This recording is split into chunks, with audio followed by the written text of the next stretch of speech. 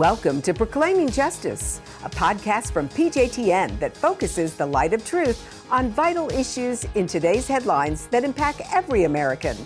I'm your host, Laurie Cardoza Moore, founder and president of Proclaiming Justice to the Nations, and I'm here to educate, motivate, and activate you to action.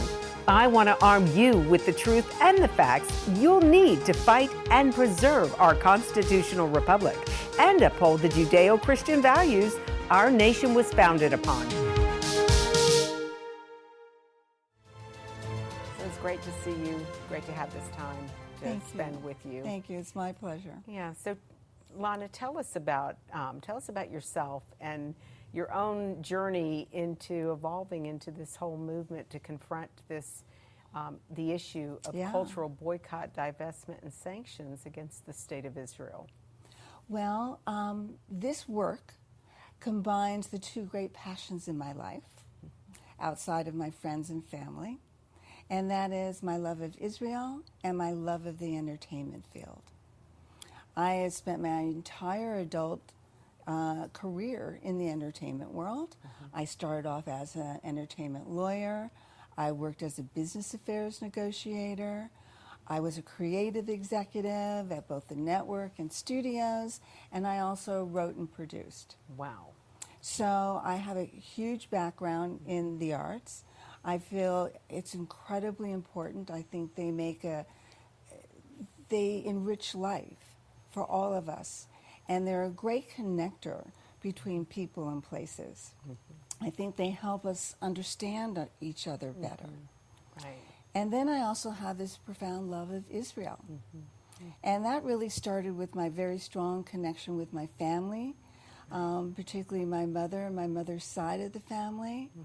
And I had a very strong sense of being part of a tribe when I was growing up, knowing that we were all connected and that, we were moving through life together. And then when I was around 9-ish, my mom told me the story of the Holocaust. Oh, wow. And she told me this, horrifying tale that ended with the miracle of Israel. And it was as if my DNA changed. I just understood on a very profound level that this tribe that I belong to is much bigger. And that as Jews we share a common destiny in a great many ways. So then in around 2011, just when the cultural boycott campaign really started heating up, I decided to switch gears and take the contacts I had made, all of the skill sets I had developed, and combine it to fight and defeat the cultural boycott campaign against Israel. The cultural boycott is part of one aspect of the boycott, divestment, and sanctions campaign against Israel. And it's often known by the acronym BDS, right? Okay, so B stands for boycott, and these people are advocating for an economic boycott of Israel, academic, cultural, and sporting competitions. The D stands for divestment, which means that they want all of the financial institutions and pension funds to divest and not, invest in Israel businesses. Right. And then there's sanctions, which is something that you are very much aware of, and where they're advocating for international forums to single out Israel for sanctions, right? The Democratic Liberal Society of Israel for sanctions. It's outrageous. Right. The question is, how do you get the world to isolate a country, an open, liberal democracy?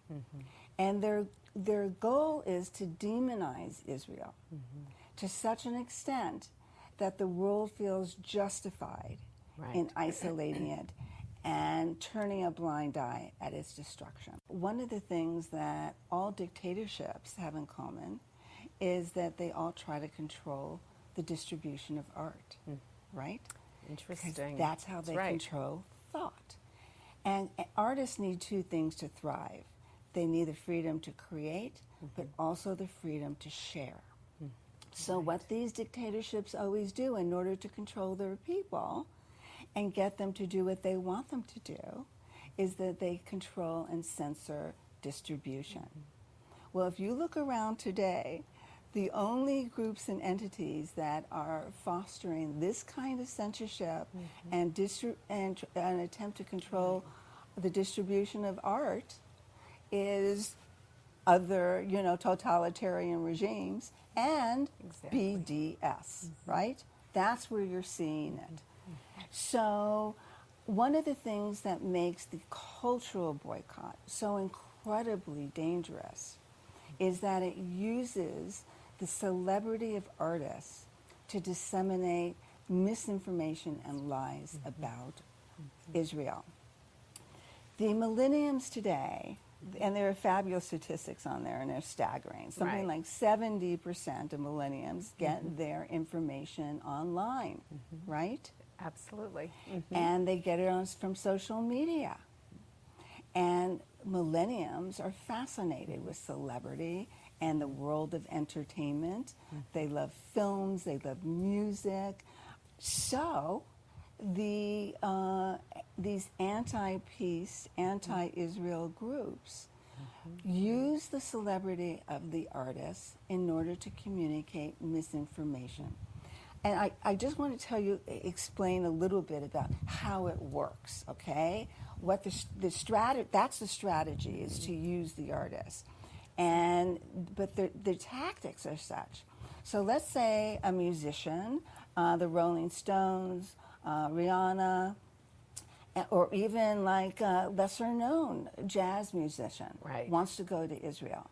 And by the way, it's very important to note that hundreds of musicians and artists go to Israel every single year to share their art with their Israeli fans. And that's something. So when they decide to book a concert and the news gets out, and the news has to get out because you're advertising. Correct. You've got to use media to promote. You have to use media to do that. Promotion, right. What they'll do is they'll launch a multifaceted campaign urging that particular artist to cancel their upcoming performance. They'll use something as old-fashioned as email. They'll call the representatives. They write blogs that get picked up by mainstream media. When an argument erupts, then it gets picked up by mainstream media as well, and it goes global. And of course, there's social media. And social media reaches an audience that, other kinds of, online publications don't reach. You're reaching a vast, vast audience. So the way they do it, they issue the call, and the tactic is they accuse Israel of horrendous crimes against humanity, which are completely false. And then in their campaign, they say to the artists, if you keep your concert date in Israel, that means you support these hellacious crimes against humanity. So what they are doing is that they are slandering the Israeli people, all 7+ million of them, as well as the individual artists. They are calling the artists racist and, supporters of apartheid and supporters of genocide, all of which is an outrageous lie. And that gets the attention of a group of people around the world, particularly millennials, who follow news about celebrities, The goal is really twofold. The first thing is that what people think about is getting a cancellation, pressuring an artist to cancel. Correct. Very few do, by the way.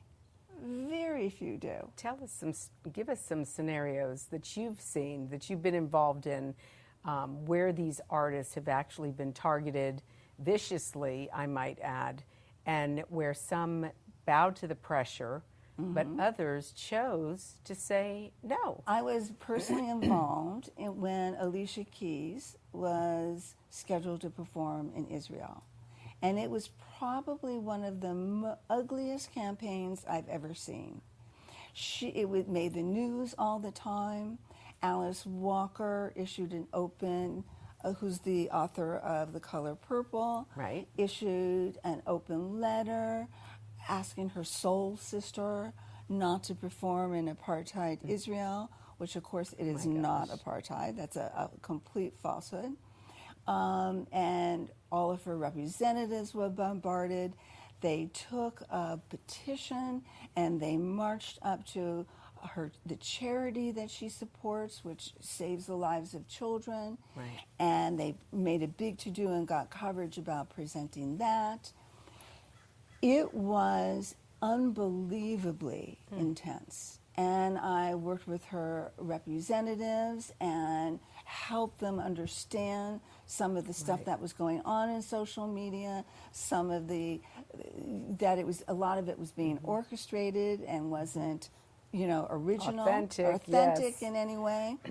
And ultimately, she issued a wonderful statement to the New York Times, focusing on the universality of music and its ability to create peace. Another person where I worked very, very closely with was Scarlett Johansson's publicist. Scarlett Johansson was the representative of SodaStream. Right. They have a wonderful, wonderful business. They had one of their factories was in the West Bank. They provided all of their Arab employees. Now, this is SodaStream is an Israeli-owned company. Yes. In what we would call Judea, Samaria, or what the world calls the West Bank. Exactly. Okay. Exactly. Thank you for that. And this isn't their only factory. They had other factories throughout Israel. So at the same time, she was the ambassador for Oxfam. And it got an Oxfam International, there's a lot of different Oxfams, right? Basically threw her under the bus. Oh, no. Very, very publicly. They made, threatened to withdraw her ambassadorship. It was a nightmare. So I was up to 1 o'clock in the morning talking to the publicist, providing him with information, finding out how she felt, where she was with this. She's a remarkable woman, by the way, very strong-willed, very determined, and she took the bull by the horns, and basically she divorced Oxfam. She said, "You don't get to fire me, I quit." Good for her, right? And then she made a wonderful statement about SodaStream, and she kept her her sponsorship of it, and it aired on Super Bowl. So the publicity around it was through the roof. This factory was in an area that was providing jobs for Arabs. Talk a little bit about that. Great jobs for Arabs. They were integrated in all levels of the company, from the highest level management. Right. They were the best paid people in the neighborhood.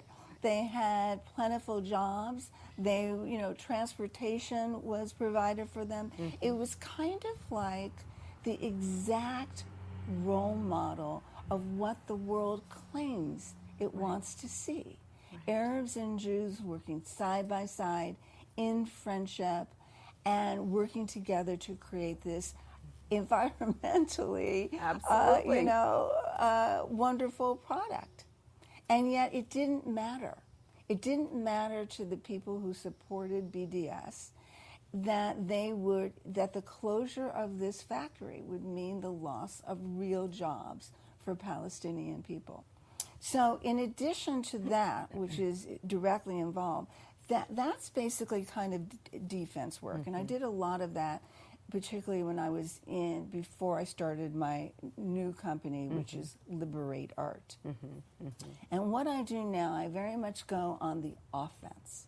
And I provide a platform for artists and celebrities to speak out about their support of Israel and their stance against BDS. We have to be very careful not to allow the BDS activists or agitators, anti-peace activists, Absolutely, to control the narrative.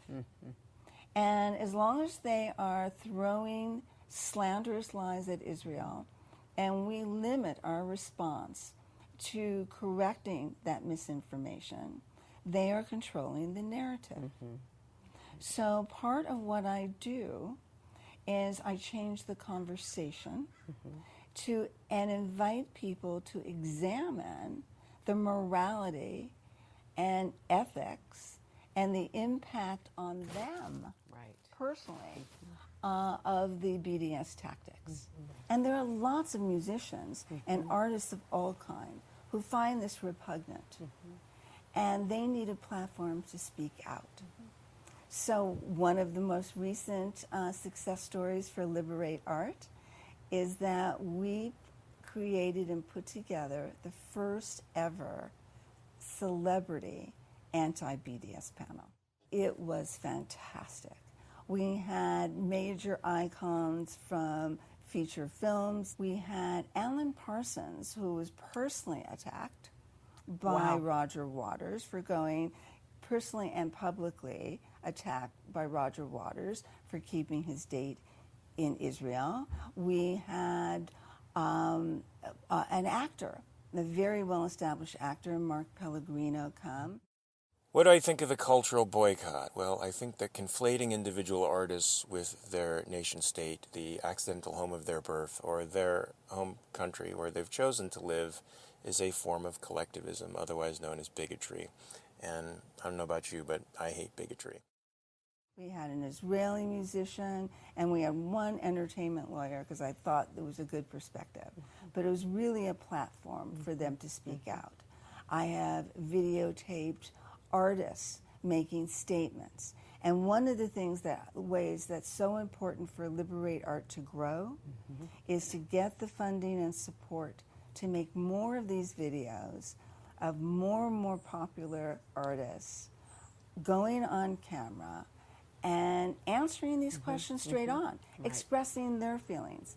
Because when you put something on tape, it lasts forever, and it can be really used by a variety of people to, call out the lies. That's right. And it's very important for people to know that very few artists support the boycott. This is an appeal. That's an important point. Yes. People need to know. Few. Because what makes the news is, number one, all the calls for a boycott, which are filled with lies and propaganda, and the once in a while capitulation.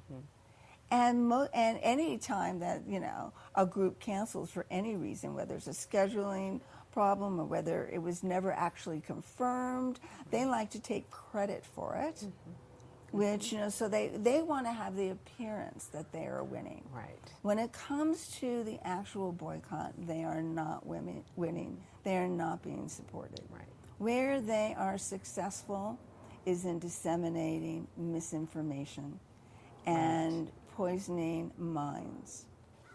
Speaking of this cultural battle with BDS, the one group that seems to be most affected or being targeted toward is our millennials.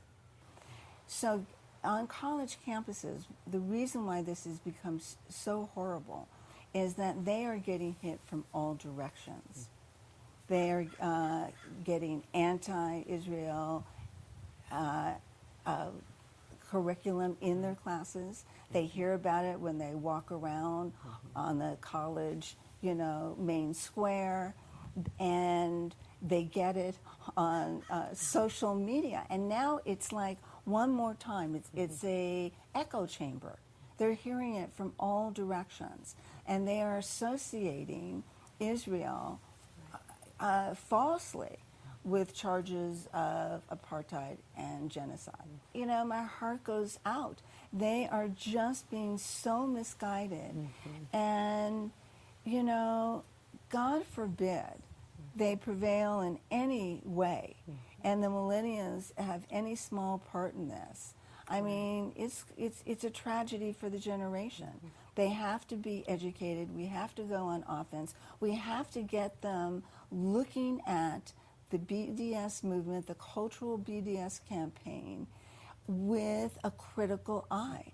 What is the response from the overall entertainment industry with regards to the work that you're doing? Well, I must say that the support has been tremendous. I get a lot of support within the industry, whether or not people are particularly champions of Israel. They just don't like the whole idea of a third-party political activists trying to interfere with the artists' careers.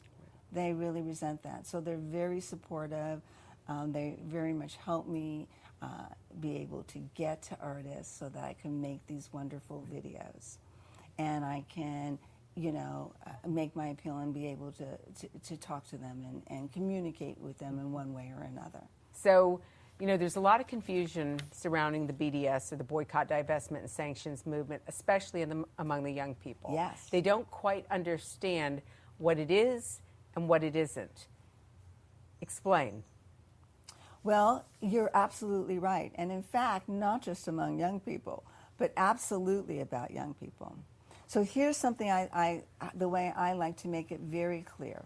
I like to talk about what it is and what it is not. The cultural boycott campaign against Israel is not a peace movement. It is a political movement. It's not about reconciliation. In fact, it stirs up conflict. It is not about cultural exchange. It's about censorship and thought control. And it's not about educating. It's about intimidating. And it's not an artist or really even a Palestinian-based campaign. It's much more European and UK in terms of its foundation. And it is absolutely not pro-Palestinian. It is anti-Israel. That's very good. That hits the nail on the head. Yes. And clarifies, because it is a confusing topic that a lot of people are not aware of. So, Lana, I've so enjoyed this interview with you. Thank you. It's Me been too. very enlightening, and it's been inspiring and encouraging as well. But there's a lot of work to do. Yes. How can our viewers get involved? What can they do to help support what you're doing? Because this really is an attack on freedom. Yes. It's an attack on art, Israel, freedom for us all to choose what we want, and it's an attack on peace. And everyone of conscience, as you like to say, which I think is an apt expression, should be concerned. And the time is now. It's really extremely, extremely urgent. So what your viewers can do to help fight back is, one of the primary things we do at Liberate Art is we educate. We educate through seminars, speaking engagements, videos, television interviews, radio interviews. So they can go to my website and contact me there to arrange a speaking engagement or arrange an event. And they can also help sponsor these platforms that I create for celebrities to speak the truth and to speak out against BDS and for Israel. And they can tell you their personal heartfelt opinions and their personal heartfelt experiences. And I think that will be very, very powerful, and it will really cut the legs out from the BDS activity for especially with millennials and on social media. Absolutely. And we need to have a bank of these ready to go. So when crisis comes up, we can draw from them, and people who are unaware of what the true voice and what most artists really believe can find out and learn. Well, there's truly a vacuum in the media, and we Yes. have to flood the media market with truth, because as I Yes. said earlier, the greatest justice is to communicate that truth, but the greatest injustice is to allow the lies to continue unchallenged. And Yes. so I want to thank you for the incredible work that you do. Thank you, And Laurie. you are such a precious and dear friend to all the artists in the entertainment world. Thank you. They owe you many, many blessings for the work Thank that you're you doing. so So we much. want to congratulate you. Thank And we you. look forward to working together. Yes. If there's anything that we can do to help what you're doing, we believe in what you're doing. And yes, we want to stop BDS. The only way to do it is get the truth out there. And you're doing a fabulous job. God bless you. Thank you so much, Laurie. It was a pleasure. Thank you again for joining me on this edition of Proclaiming Justice. Please share this podcast with your family and friends. For more information about how you can get involved, please visit our website at pjtn.org. As a PJTN Watchman, you can help us keep up the fight to preserve our freedom for our children and their children for such a time as this.